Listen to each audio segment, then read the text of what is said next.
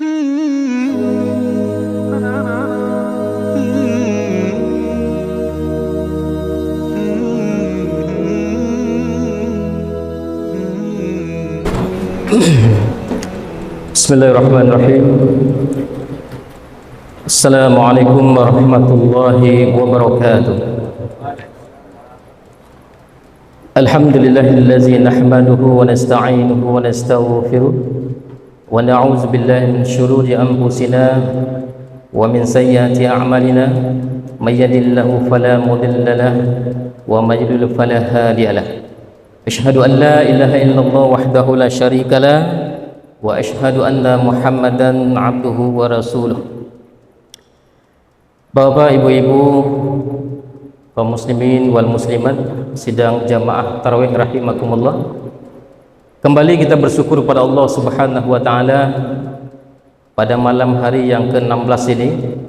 Alhamdulillah Allah masih memberikan kesempatan dan kesehatan kepada kita untuk terus beraktivitas, melakukan kegiatan yang tentunya aktivitas dan kegiatan itu semua dalam rangka ketaatan kepada Allah Subhanahu wa taala.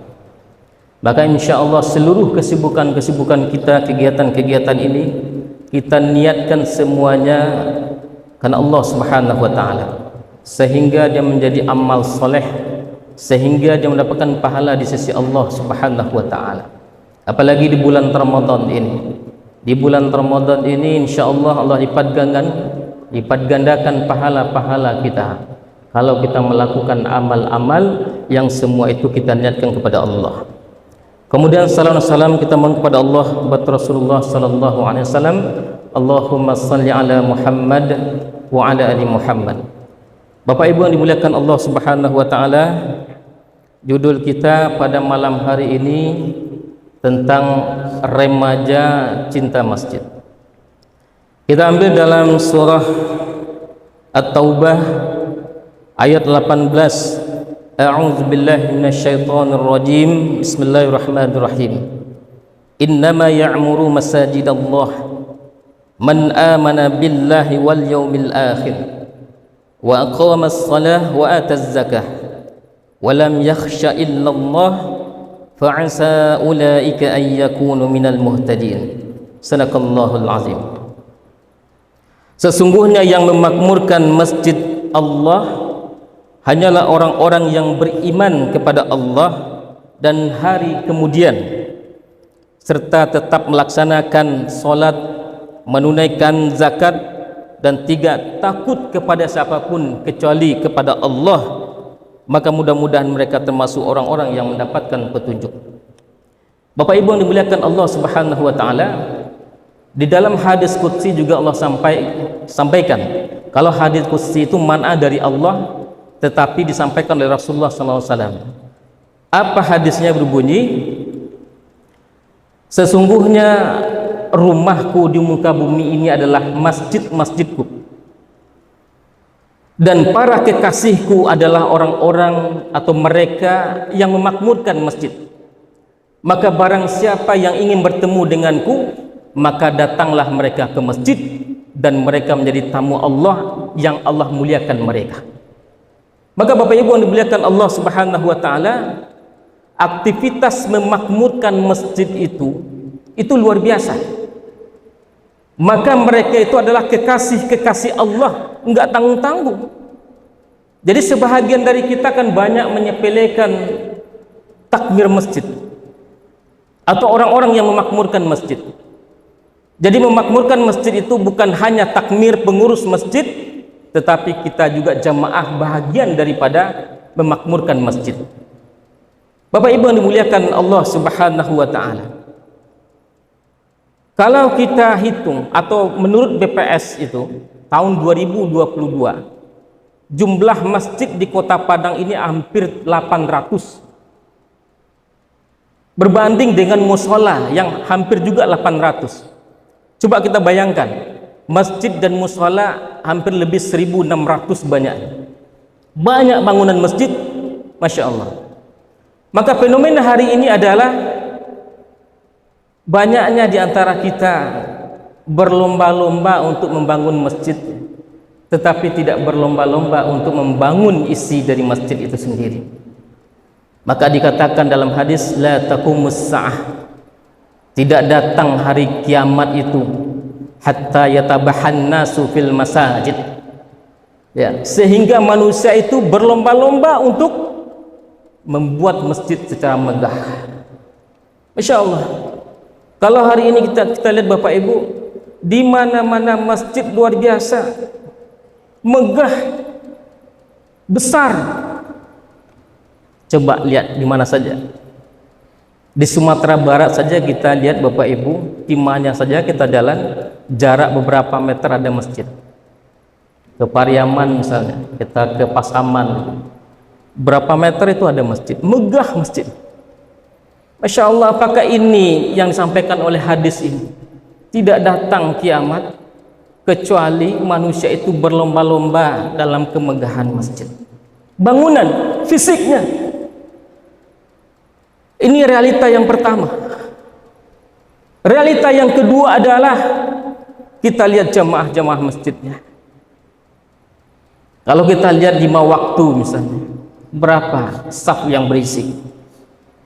Ada yang datang dari jauh untuk datang ke sini, tetapi kita lihat orang sekitarnya nggak ada datang ke masjid. Mereka datang ke sini berharap setiap langkahnya mendapatkan pahala dari Allah, tetapi orang-orang sekitarnya nggak datang ke masjid. Kemudian Bapak Ibu yang dimuliakan Allah Subhanahu wa Ta'ala, ada orang yang tidak hadir ke masjid, tetapi dia punya jabatan dan titel, kemudian diangkat jadi pengurus masjid. Ini kan fenomena dan realitas. Ada orang yang bolak-balik datang ke masjid untuk melakukan ibadah sholat, tetapi sholatnya tidak memiliki efek dan dampak terhadap sikapnya, tidak mampu mencegah dari perbuatan mungkar. Inilah fenomena yang kita lihat hari ini. Bapak Ibu yang dimuliakan Allah Subhanahu wa Ta'ala, maka aktivitas memakmurkan masjid hanyalah orang-orang yang beriman kepada Allah, kepada hari akhir. Mereka menunaikan sholat, membayarkan zakat, dan mereka tidak takut kepada siapapun kecuali kepada Allah Subhanahu wa Ta'ala. Itulah orang-orang yang memakmurkan masjid. Apalagi Bapak Ibu yang dimuliakan Allah Subhanahu wa Ta'ala, kalau kita berbicara tentang remaja cinta masjid, maka tentu bisa kita lihat dari jemaah sekian banyak jemaah, mana remajanya? Di setiap masjid-masjid yang kita lihat yang hadir untuk sholat itu, boleh kita hitung remaja yang hadir. Apa masalahnya? Kenapa mereka tidak tertarik datang ke masjid? Kenapa hati mereka tidak terikat, terpaut dengan masjid? Sementara dalam hadis dikatakan ada 7 golongan yang mendapatkan naungan, yang tidak akan mendapatkan naungan selain naungan Allah. Wasabbun nasa'a fi ibadati rabbih. Salah satunya adalah pemuda yang tumbuh dalam ketaatan kepada Allah Subhanahu wa Ta'ala. Pemuda yang terpaut hatinya dengan masjid. Dia mendapatkan salah satu naungan dari naungan Allah Subhanahu wa Ta'ala. 7 naungan itu salah satunya adalah pemuda yang hatinya terpaut dengan masjid. Bapak Ibu yang dimuliakan Allah Subhanahu wa Ta'ala, mestinya ini menjadikan motivasi bagi para pemuda kita agar mereka aktif pada masjid-masjid kita. Coba dengar Bapak Ibu azan-azan yang dikumandangkan. Bayangkan kalau anak-anak kita, remaja kita, pemuda kita yang azan ketika subuh, begitu merdunya suara mereka. Tetapi ternyata yang azan siapa? Yang suaranya serat-serat sampai. Tetapi itu mungkin di kampung-kampung Bapak Ibu. Kalau di kota-kota, alhamdulillah, yang memakmurkan masjid adalah para mahasiswa kita.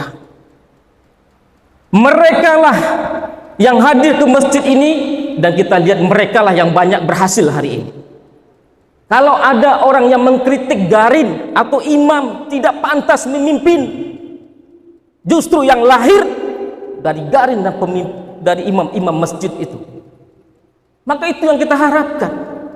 Bukankah fungsi surau yang membentuk karakter anak-anak kita dulunya? Mereka menjadi pemimpin karena mereka hadir di masjid dan di surau. Mereka dididik, maka muncullah hadir karakter kepemimpinan mereka.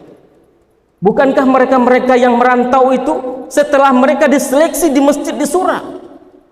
Tetapi hari ini justru Bapak Ibu ada pula yang mengkritik. Bagaimana pula Garin atau imam masjid yang mampu memimpin daerah ini? Na'udzubillahi min dzalik. Bapak Ibu yang dimuliakan Allah Subhanahu wa taala, bagaimana caranya agar remaja-remaja kita cinta dengan masjid?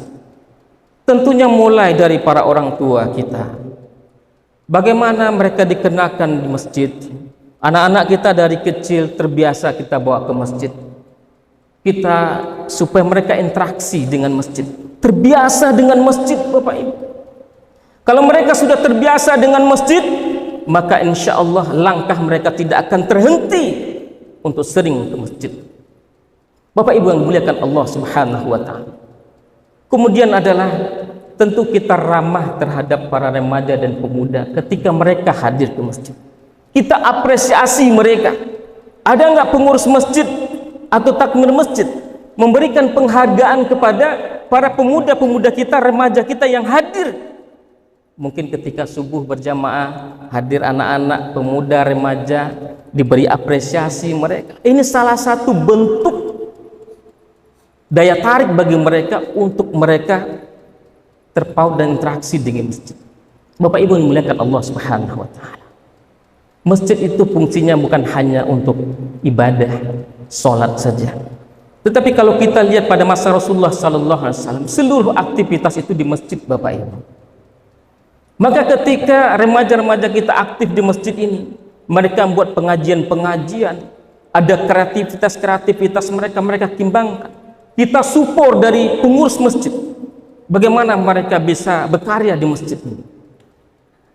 Kita berikan sarana kepada mereka, kita berikan dana kepada mereka agar mereka mampu beraktivitas. Itulah yang akan memunculkan rasa cinta mereka ke masjid. Tetapi Bapak Ibu, sebahagian di antara kita kadangkala kalau ada anak-anak ke masjid berteriak dan heboh pengurusnya. Heboh. Lebih baik mereka heboh di dalam masjid ini daripada di luar. Masih ada yang menegur dan menasihatinya dengan baik. Sehingganya apa? Anak-anak kita enggan ke masjid. Kenapa? Kalau kita ke masjid kena marah, dimarahi, diusir. Ini yang terjadi. Maka Bapak Ibu yang dimuliakan Allah Subhanahu wa taala, membuat para remaja dan pemuda kita agar mereka cinta kepada masjid. Siapa lagi generasi penerus? Mestinya yang kita inginkan adalah para pemuda, remaja yang kreatif, yang membangun, yang membina masjid ini. Sehingga apa? Pasti nampak pergerakan. Mereka memiliki semangat, mereka memiliki kreativitas, mereka memiliki kecerdasan, Bapak Ibu. Tinggal bagaimana kita membimbingnya. Bapak Ibu yang dimuliakan Allah Subhanahu wa taala. Maka kita lihat hari ini ada beberapa masjid. Kalau misalnya di Jogja itu Jogokarian itu luar biasa. Ya. Bagaimana memakmurkan masjid? Di antaranya adalah dia kosongkan kas masjidnya untuk apa? Untuk kesejahteraan jamaah. Kalau selama ini masjid mengharapkan jamaah, mestinya masjid mensejahterakan jamaah.